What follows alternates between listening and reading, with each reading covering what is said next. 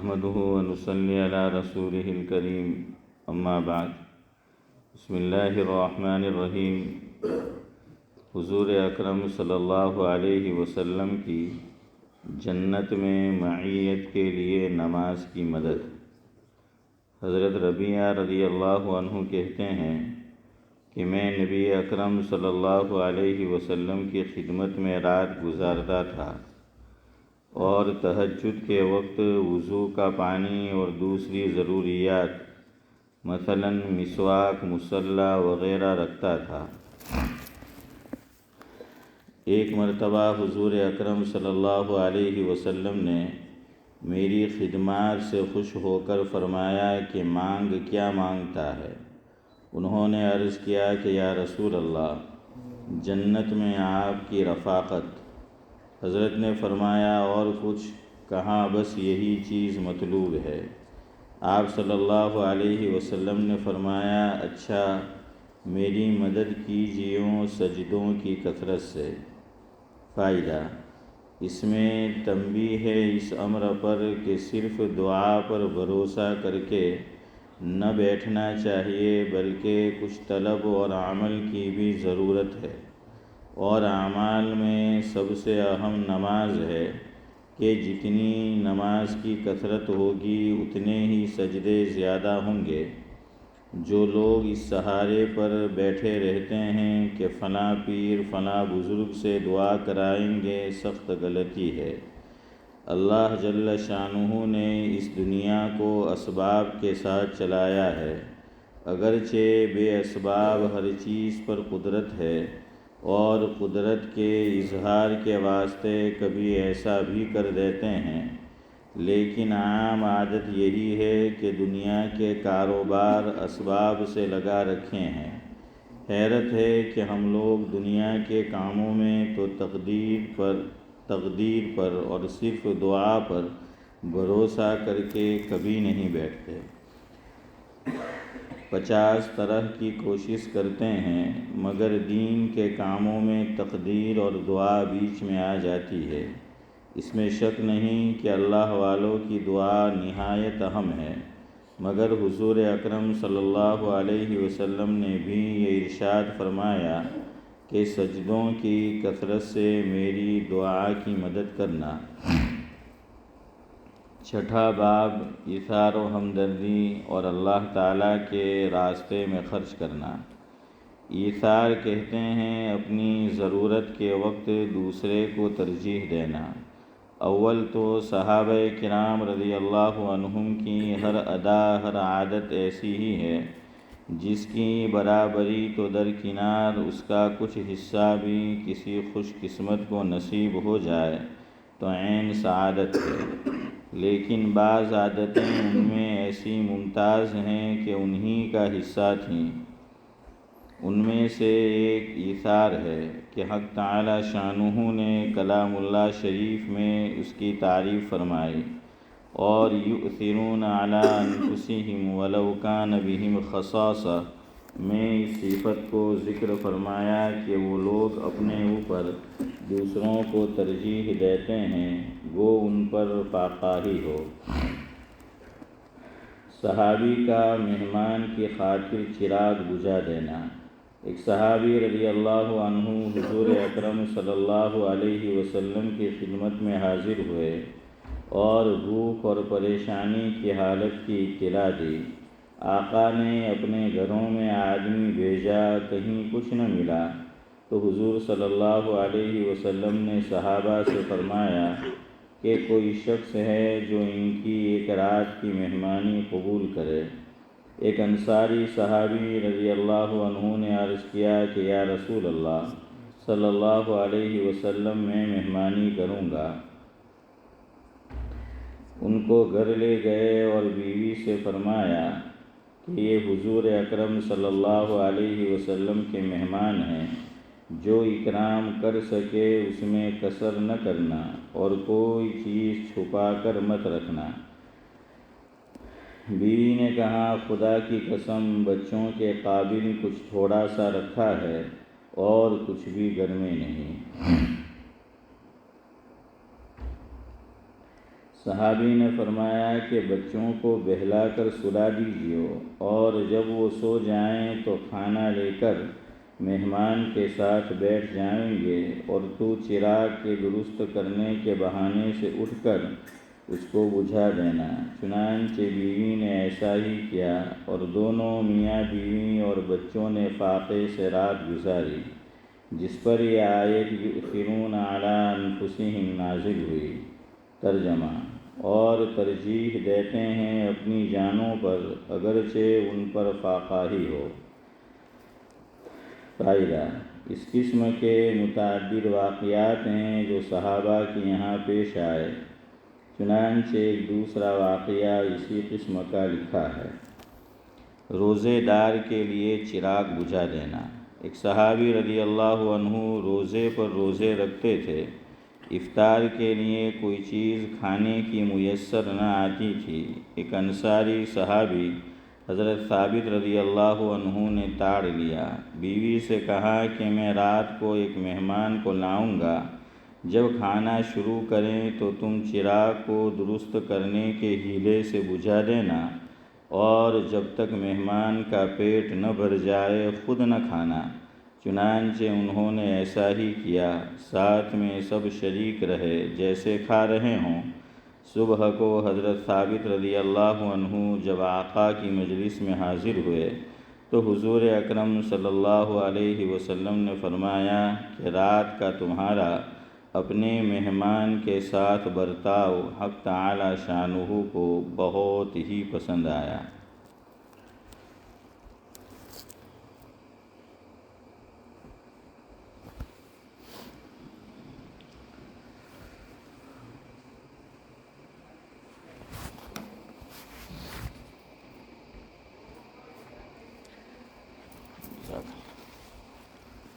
بزرگان محترم،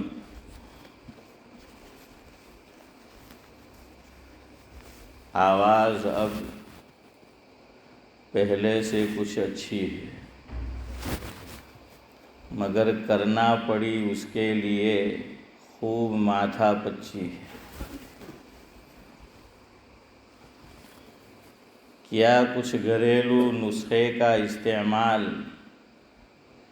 تو محسوس ہوا کہ بزرگوں کی باتیں سچی ہیں۔ بزرگ ہمارے زیادہ تعلیم یافتہ نہ تھے، مگر کر گئے باتیں بیاں بہت اچھی ہے۔ بہرحال صحت اللہ تبارک و تعالیٰ کی بہت بڑی نعمت ہے۔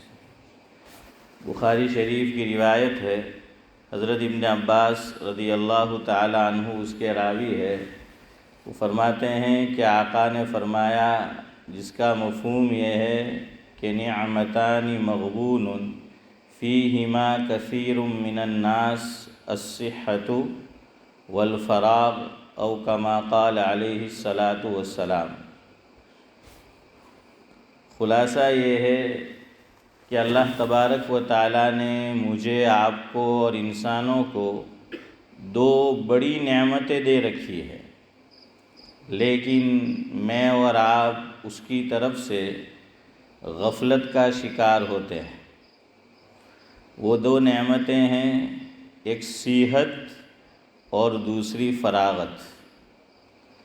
تو یہ دو نعمتیں اللہ تبارک و تعالیٰ کی بہت بڑی ہے، اور خود حضور فرما رہے ہیں کہ میں اور آپ اور انسانوں کی اکثریت اس کی جیسی قدر چاہیے قدر کرتی نہیں ہے۔ اسی لیے اکبر الہ آبادی کو جب عمر بڑی ہو گئی، بیماری لاحق ہو گئی،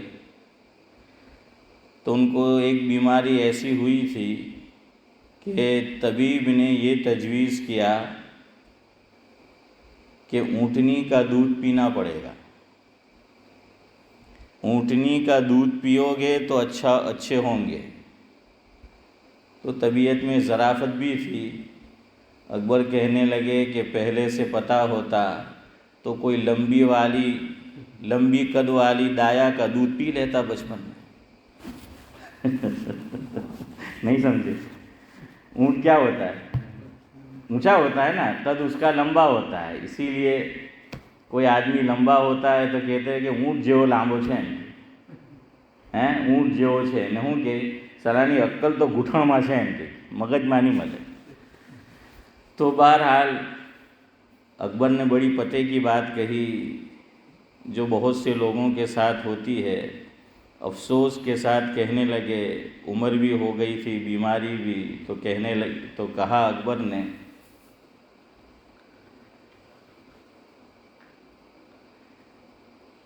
جب اچھا تھا تو کچھ کر نہ سکا.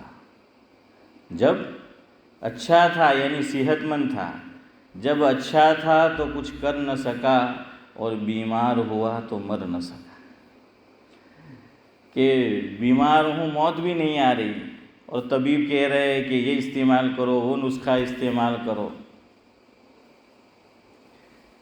بہرحال اللہ تبارک و تعالی مجھے آپ کو صحت کی صحیح قدر کرنے کی توفیق نصیب فرمائے.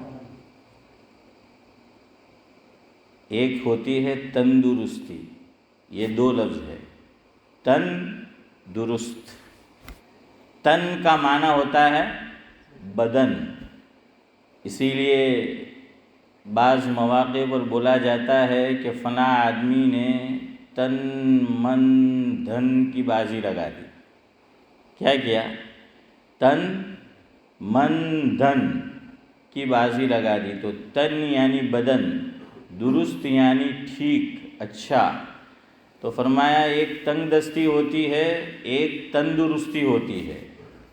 تو تنگ دستی یعنی مفلسی، غریبی، پیسے کا نہ ہونا، ضروریات کا پورا نہ ہونا. تو غالب نے یہ کہا تنگ دستی اگرچہ ہو غالب، تندرستی ہزار نعمت ہے. کہ تنگ دستی بھی ہو پھر بھی تندرستی کیا ہے؟ یہ ہزار نعمت ہے. بعض مرتبہ آدمی کے پاس پیسہ ہوتا ہے، مال و دولت کی کثرت ہوتی ہے، مگر تندرستی نہیں ہوتی.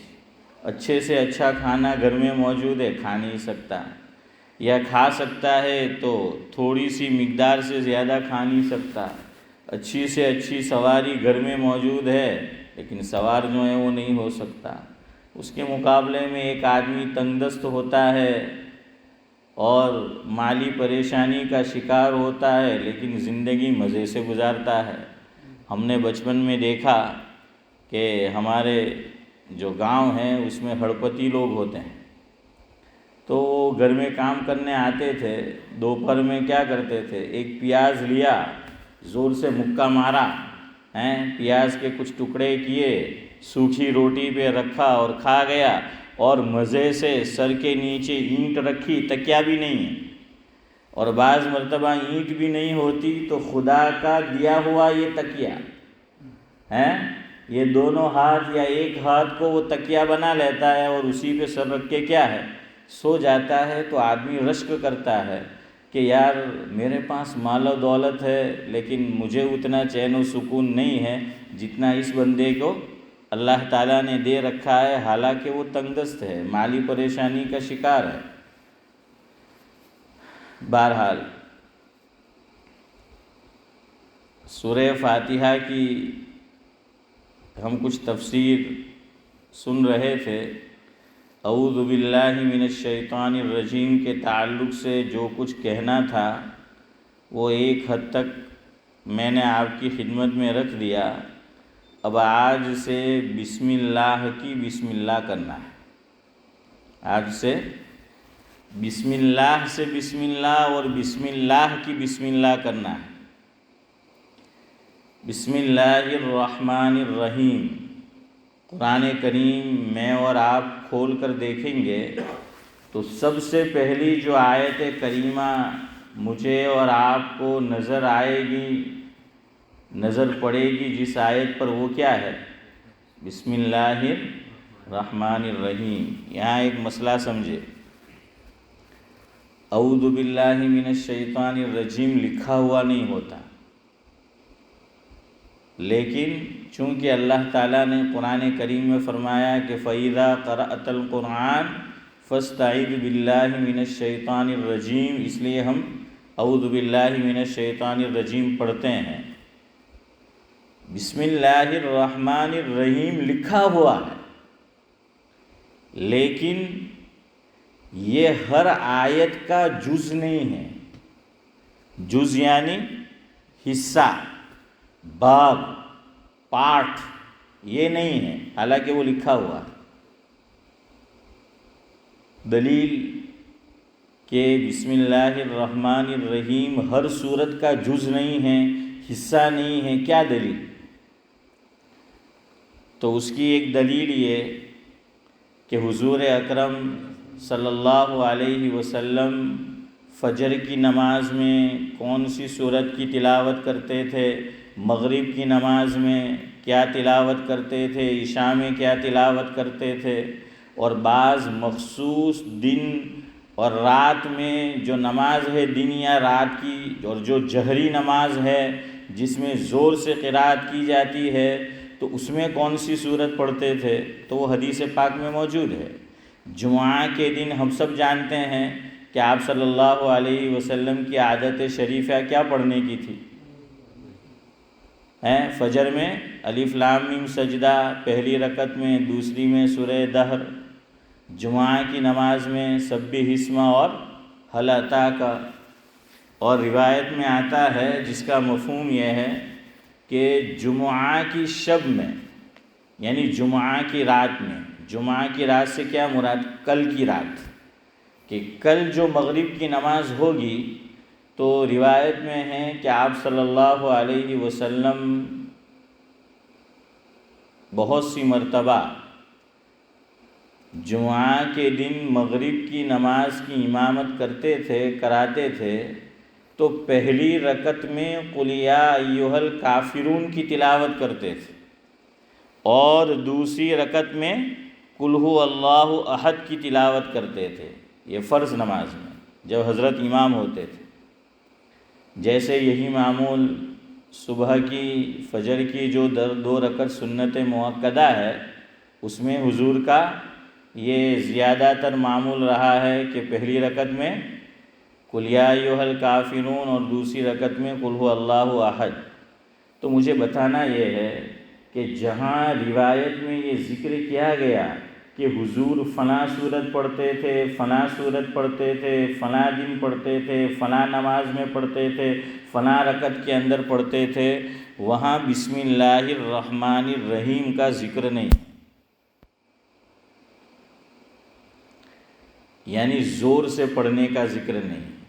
آپ صلی اللہ علیہ وسلم کتابوں میں لکھا ہے کہ 3 چیزیں آہستہ پڑھتے تھے، چاہے نماز سری ہو یا جہری ہو، آہستہ کہتے تھے، بلکہ 4 چیزیں اس کو آہستہ کہتے تھے نماز میں۔ نمبر 1 ثنا، جو ثنا پڑھتے تھے اس کو حضور آہستہ پڑھتے تھے، چاہے نماز ظہر عصر کی ہو یا فجر مغرب عشاء کی ہو، نمبر 1۔ نمبر 2 آقا جون سی نماز ہو، تعوذ یعنی اعوذ باللہ من الشیطان الرجیم، اس کو آہستہ پڑھتے تھے۔ تیسری چیز کہ جون سی نماز ہو، حضور اکرم صلی اللہ علیہ وسلم بسملہ یعنی بسم اللہ الرحمن الرحیم آہستہ پڑھتے تھے۔ اور چوتھی چیز، نماز میں جب آمین کہتے تھے حضرت تو کیسی کہتے تھے؟ آہستہ سے کہتے تھے۔ جہرن جو حضور سے مروی ہے کہنا، وہ تعلیم کے لیے تھا، وہ معمول نہیں تھا۔ کچھ صحابہ سفر کر کے آئے تھے، ایمان لائے، صحابی بن گئے، تو حضور کو ان کو نماز سکھانا تھی، تو اس وقت جو ہے وہ پڑھا ہے، ورنہ حضور کا آخری معمول اور عام معمول ان چیزوں کا نماز میں کیسے پڑھنے کا تھا؟ آہستہ پڑھنے کا تھا۔ تو پتہ چلا کہ بسم اللہ الرحمن الرحیم ہر سورت کا جز، حصہ، پارٹ اور بھاگ نہیں ہے، ورنہ آقا الحمدللہ رب العالمین کو جیسے فجر، مغرب، عشاء، جمعہ، عیدین میں زور سے پڑھتے تھے، اس کی تلاوت جہرن کرتے تھے، تو پھر بسم اللہ الرحمن الرحیم کی بھی کیا کرتے؟ جہرن کرتے۔ لیکن یہ آقا سے مروی نہیں ہے۔ پتہ چلا کہ بسم اللہ الرحمن الرحیم جون سی بھی صورت ہو اور شروع میں جو لکھی ہوئی ہے وہ اس صورت کا جز اور حصہ نہیں ہے۔ ہاں، ایک صورت ہے قرآن کریم میں 19ویں پارے میں جس کا نام ہے سورہ نمل، جس میں حضرت سلیمان علیہ السلام کا قصہ اور چیونٹی کا قصہ بیان کیا گیا ہے۔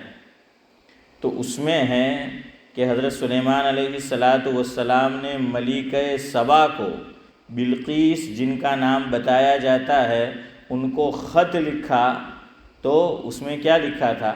بسم اللہ الرحمن الرحیم۔ تو یہ آیت، یہ کیا ہے؟ قرآن کریم کا جز اور حصہ ہے۔ اسی لیے ایک مسئلہ اور سمجھو، بسم اللہ کی دو حیثیت ہے۔ بسم اللہ الرحمن الرحیم کی کیا ہے؟ دو حیثیت ہے۔ ایک حیثیت آیت قرآن ہونے کی ہے کہ وہ قرآن کریم کی آیت ہے، اور دوسری حیثیت دعا کی ہے اور وظیفے کی ہے کہ برکت کے لیے استعمال کرنا، اس کو پڑھنا۔ 35 تک انشاءاللہ ختم کرتے ہیں۔ دونوں کا حکم الگ ہوگا۔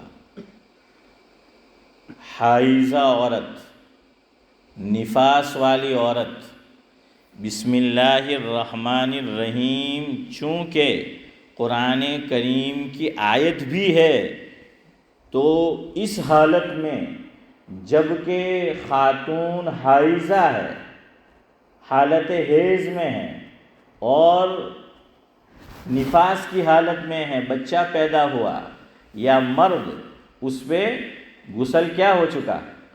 فرض ہو چکا ہے، اور بسم اللہ الرحمن الرحیم کا ٹکڑا زمین پر لکھا ہوا ملے، رکھا ہوا، یا ڈیسک کے اوپر یا کسی بھی جگہ پر، تو اس حالت میں وہ اس کاغذ کو نہیں چھو سکتا۔ کیوں نہیں چھو سکتا؟ سورہ واقعہ میں اللہ رب العزت نے ارشاد فرمایا کہ لا یمسہ الا المطہرون، اور ایک روایت میں آقا نے فرمایا جس کا مفہوم یہ ہے کہ قرآن کریم کو نہ چھوئے مگر وہ آدمی جو کہ پاک ہو۔ تو اس لیے بسم اللہ الرحمن الرحیم لکھی ہوئی ہو تو چھونا نہیں ہے۔ بھائی بچے نے مدرسے میں پڑھ رہا ہے، ہمارا بچہ بچی، اس نے ڈرائنگ کر رکھا ہے، لکھ رکھا ہے، وہاں موجود ہے، اس حالت میں ہو ماں باپ یا کوئی بھی تو اس کو نہیں چھوئیں گے، چونکہ اس کی حیثیت کس کی ہے؟ آیت قرآن کی ہے، اور قرآن کو جیسے بلا وضو نہیں چھو سکتے پورے قرآن کو، اسی طرح قرآن کی کسی آیت کو بھی قرآن کریم کی بلا وضو چھو نہیں سکتے۔ ہاں، دوسری حیثیت چونکہ وظیفے کی ہے، دعا کی ہے، برکت کی ہے، جیسے حضور نے فرمایا جس کا مفہوم یہ ہے صلی اللہ علیہ وسلم کہ کل امر ذی بال لم یبدأ ببسم اللہ فہو اقطع وفی روایت واجزم او کما قال علیہ السلام۔ مفہوم یہ ہے کہ ہر وہ اچھا کام کہ جس کے شروع میں بسم اللہ کو نہ پڑھا جائے تو وہ کام ادھورا اور نامکمل رہتا ہے۔ تو بھائی کھانے سے پہلے بسم اللہ پڑھنی ہے، سونے سے پہلے بسم اللہ جو ہے وہ پڑھنا ہے، تو جہاں بیت الخلاء میں جائے تو بسم اللہ پڑھنا ہے، بیت الخلاء میں جائے تو بسم اللہ پڑھنا ہے۔ تو اب حیض کی حالت میں ہے کوئی عورت، نفاس کی حالت میں ہے کوئی عورت، اور کوئی مرد جس پہ غسل فرض ہو چکا ہے، تو بھائی حدیث تو بتا رہی ہے کہ ہر اچھے کام سے پہلے بسم اللہ پڑھو۔ تو اب ذہن میں اور دماغ میں یہ ہونا چاہیے کہ میں جو بسم اللہ پڑھ رہا ہوں برکت کے لیے پڑھ رہا ہوں، وظیفے کے طور پہ پڑھ رہا ہوں، دعا کے طور پہ پڑھ رہا ہوں، لیکن نیت ہماری قرآن کریم کی آیت میں پڑھ رہا ہوں اس نیت سے نہیں ہونا چاہیے، تو بسم اللہ کیا ہے وہ پڑھ سکتا ہے۔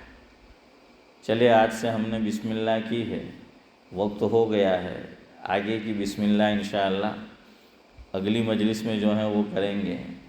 یہ موضوع ایک اہم چیز آپ کو سمجھاؤں گا انشاءاللہ جو سمجھنے کی ہے. دو چیزیں الگ ہے. بسم اللہ پڑھنا ہے تو خالی بسم اللہ پڑھنا ہے یا پوری بسم اللہ الرحمن الرحیم پڑھنا ہے. اس پہ علماء نے مستقل کتابیں لکھی ہے، بحث کی ہے. کیوں؟ فرمایا کہ حضور سے جو عمل جس طرح مروی ہو اسی طرح کرو. حضور نے جہاں پر صرف بسم اللہ پڑھا، خالی بسم اللہ سے مراد صرف بسم اللہ، اور جہاں بسم اللہ الرحمن الرحیم پورا پڑھا تو علماء فرماتے ہیں کہ حضور کی اتباع میں جہاں صرف آقا نے بسم اللہ پڑھا ہے صرف بسم اللہ پڑھو، اور جہاں بسم اللہ الرحمن الرحیم پورا پڑھا ہے تو اتباع میں کیا کرو؟ پورا بسم اللہ الرحمن الرحیم پڑھو. خالی میں بتا دوں، تفصیل بعد میں بتاؤں گا. وضو سے پہلے پوری بسم اللہ نہیں پڑھنی. حضور سے وضو سے پہلے جو بسم اللہ پڑھنا مروی ہے نا، وہ صرف بسم اللہ مروی ہے. بسم اللہ بس، والحمدللہ علی دین الاسلام، یا صرف بسم اللہ. تو پوری بسم اللہ الرحمن الرحیم نہیں پڑھنا ہے چونکہ حضور نے نہیں پڑھی ہے. وضو سے پہلے صرف بسم اللہ پڑھا. کھانے سے پہلے بسم اللہ الرحمن الرحیم حضور نے نہیں پڑھا. کھانے سے پہلے حضور نے کیا پڑھا؟ صرف بسم اللہ پڑھا ہے. ہاں، تو یہ چیز سمجھنے کی ہے کہ کون سا عمل ہے جہاں پوری بسم اللہ پڑھیں گے اور کون سا عمل ہے جہاں پہ آدھی بسم اللہ جو ہے وہ پڑھنا ہے. جو کچھ کہا سنا گیا، اللہ تبارک و تعالی قابل عمل باتوں پر عمل کی توفیق نصیب فرمائے. سبحان اللہ و بحمدہ، سبحانک اللہم و بحمدک، نشہد ان لا الہ الا انت.